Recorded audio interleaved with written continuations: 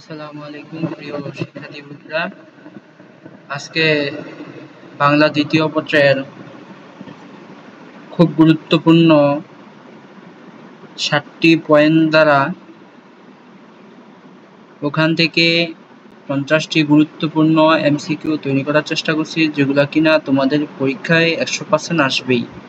তো দেখতে পাচ্ছ, প্রথমে 7টি পয়েন্টের মধ্যে প্রত্যেকটা পয়েন্টে 7টি, 8টি, 6টি হতে পারে এমসিকিউ।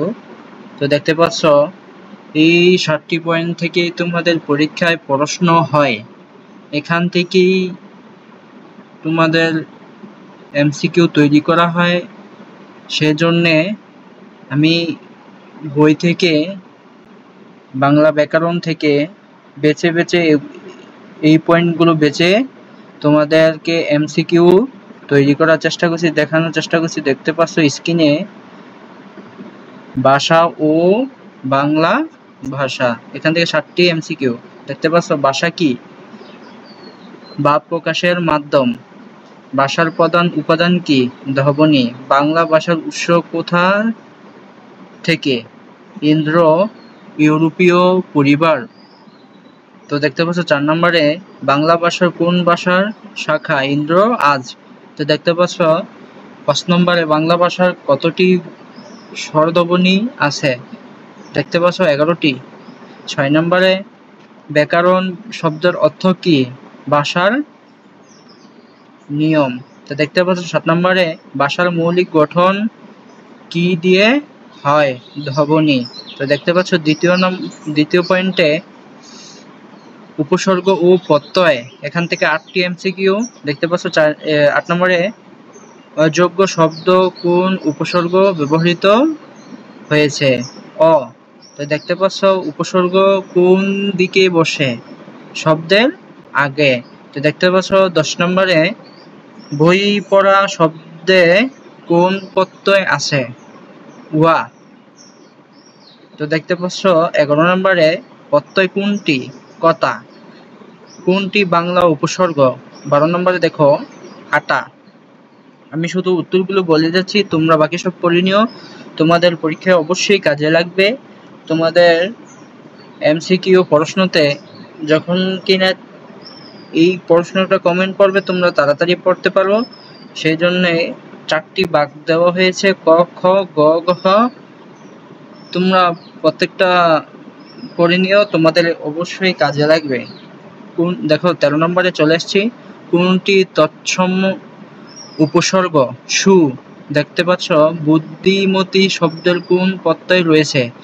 ই। 14 নম্বরে দেখতে পাচ্ছ 15 নম্বরে উপসর্গ ও প্রত্যয়ের পার্থক্য কি? উপসর্গ আগে বসে, প্রত্যয় পরে বসে। তো দেখতে পাচ্ছ তৃতীয় অপশনে চলে আসছি, সন্ধি। এখান থেকে 7টি এমসিকিউ তৈরি করার চেষ্টা করছি। দেখতে পাচ্ছ 16 নম্বরে মহাশয় শব্দ কোন সন্ধি আছে? তো দেখতে পাচ্ছ স্বরসন্ধি। তো দেখতে পাচ্ছ 17 নম্বরে অধিকাংশ শব্দটি কোন সন্ধির ফলে গঠিত? ব্যঞ্জন। সন্ধি মানে কি? ধ্বনির মিলন। তো দেখতে পাচ্ছ 19 নম্বরে চলে আসছি, দেবেন্দ্র শব্দ কোন সন্ধি আছে? ব্যঞ্জন। তো দেখতে পাচ্ছ 20 নম্বরে অধিকার কোন সন্ধির উপাদান, মানে উদাহরণ। আবার পড়ছি, দেখো 20 নম্বরে অধিকার কোন সন্ধির উদাহরণ? ব্যঞ্জন। এইসব প্রশ্ন কিন্তু খুবই গুরুত্বপূর্ণ, তোমরা পড়ে নাও। ভিডিওটি শেষ পর্যন্ত অবশ্যই দেখবা, তোমাদের কাজে লাগবে পরীক্ষার সময়। তারপরে সন্ধি প্রকার কতটি? 3টি। সন্ধির বিচ্ছেদ কি বোঝায়? মিলিত শব্দকে পৃথক করা। তো দেখতে পাচ্ছ চতুর্থ অপশনে এসেছি। দেখতে পাচ্ছ সমাস। সমাস থেকেও তোমাদের পরীক্ষায় অবশ্যই আসে। তো দেখতে পাচ্ছ দ্বিপদ কোন সমাস? বহুব্রীহি। তো দেখতে পাচ্ছ 24 নম্বরে সাগরকন্যা শব্দটি কোন সমাসে গঠন? তো তো দেখতে পাচ্ছ তৎপুরুষ সমাস কত প্রকার? 4 প্রকার। পিতা মাতা কোন সমাস? দ্বন্দ্ব। দেখতে পাচ্ছ 27 নম্বরে সমাসের অর্থ কি? দুটি বা ততোধিক শব্দ মিলে একটি শব্দ গঠন। দেখতে পাচ্ছ 28 নম্বরে চলে এসেছি, রাজার ছেলে রাজপুত্র কোন সমাস? তো দেখতে পাচ্ছ তৎপুরুষ। তো দেখতে পাচ্ছ 29 নম্বরে সুচিকিৎসা কোন সমাস? কর্ম দ্বারা। দেখতে পাচ্ছ পয়েন্ট পঞ্চম চলে এসেছি। দেখতে পাচ্ছ বাক্স প্রশ্ন থেকে তোমাদের পরীক্ষায় আসে, তো সেখান থেকে 7টি এমসিকিউ তৈরি করতে চেষ্টা করছি। দেখতে পাচ্ছ 30 নম্বরে পরিশ্রম সাফল্য চাবিকাঠি, এর মূল শিক্ষা কি? শ্রম ছাড়া সাফল্য নেই। দেখতে পাচ্ছ 31 নম্বরে জ্ঞানী শক্তি এর কথার অর্থ কি? আবার পড়ছি দেখো, জ্ঞানী শক্তি এই কথার অর্থ কি?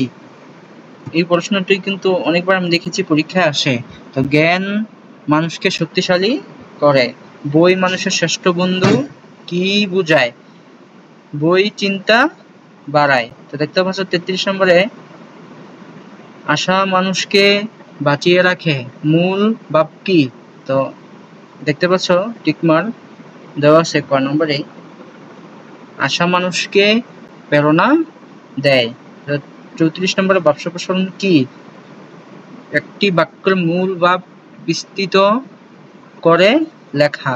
তো দেখতে পাচ্ছ সৎ সঙ্গে স্বর্গবাস, অসৎ সঙ্গে সর্বনাশ কি বুঝায়? তো দেখতে পাচ্ছ 35 নম্বরে ভালো মানুষের সাথে চলা উচিত। তো দেখতে পাচ্ছ জীবন চলার পথে শিক্ষা দরকার, এর মানে কি? তো দেখতে পাচ্ছ শিক্ষা ছাড়া মানুষ অন্ধ। তো দেখতে পাচ্ছ ষষ্ঠ চলে আসছি, ষষ্ঠ অপশনে। তো সারাংশ ও সারমর্ম, এখান থেকে 7টি এমসিকিউ তৈরি করার চেষ্টা করছি। দেখতে পাচ্ছ 37 নম্বরে সারাংশ লেখার সময় কি বাদ দিতে হয়? অতিরিক্ত তথ্য। তো দেখতে পাচ্ছ 38 নম্বরে সারমর্ম লেখার মূল লক্ষ্য কি? সারমর্ম লেখার মূল লক্ষ্য কি? এটা কিন্তু বহুতবার দেখেছি এসেছে, মূল বা সংক্ষেপে তুলে ধরা। তো দেখতে পাচ্ছ 39-এ কোনটি সারাংশ লেখার বৈশিষ্ট্য? সংক্ষিপ্ত ও মূল ভাবপূর্ণ। তো দেখতে পাচ্ছ 40 নম্বরে চলে এসেছি, সারমর্ম লেখার ভাষা কেমন হওয়া উচিত? সহজ ও প্রাঞ্জল।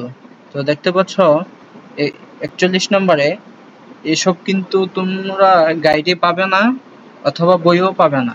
তো বই থেকেই তৈরি করা হয়েছে বেছে বেছে, যেন তোমাদের কে পরীক্ষায় বেশি নাম্বার আনার জন্য এই ভিডিওটি ব্যবস্থা হয়েছে। তোমরা দেখতে পাচ্ছ 41 নম্বরে সারমর্মে কোনটি রাখা উচিত নয়? ব্যক্তিগত মতামত। দেখতে পাচ্ছ সারাংশ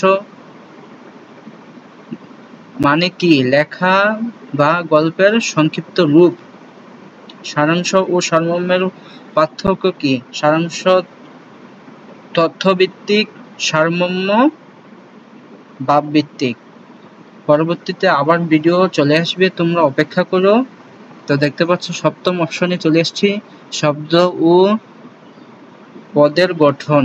তো দেখতে পাচ্ছ শব্দ কাকে বলে? 44 নম্বরে অর্থ যুক্ত ধ্বনি। পদ কি? বাক্য ব্যবহৃত শব্দ। তো দেখতে পাচ্ছ 46 নম্বরে শব্দ কত প্রকার? 5 প্রকার। তো দেখতে পাচ্ছ 47 নম্বরে পদ কয় প্রকার? 6 প্রকার। এইসব প্রশ্ন কিন্তু অবশ্যই তোমাদের বাংলা দ্বিতীয় পত্রে এমসিকিউতে আসে। তো দেখতে পাচ্ছ ভালোবাসা কোন ধরনের শব্দ? ক্রিয়াপদ। তো 49-এ চলে এসেছি, তুমি শব্দটি কি? সর্বনাম। শব্দ গঠন কয়ভাবে হয়? 3 ভাবে। তো পুরোটা ভিডিও দেখার জন্য সবাইকে ধন্যবাদ, এবং তোমাদের সামনে পরীক্ষা আসতেছে, সেই জন্যে আরো বেশি বেশি ভিডিও পেতে আমার চ্যানেলটা সাবস্ক্রাইব করে রাখো এবং লাইক কমেন্ট করো যে পরবর্তীতে কি ভিডিও চাচ্ছ। তো সবাইকে ভিডিওটা দেখার জন্য ধন্যবাদ।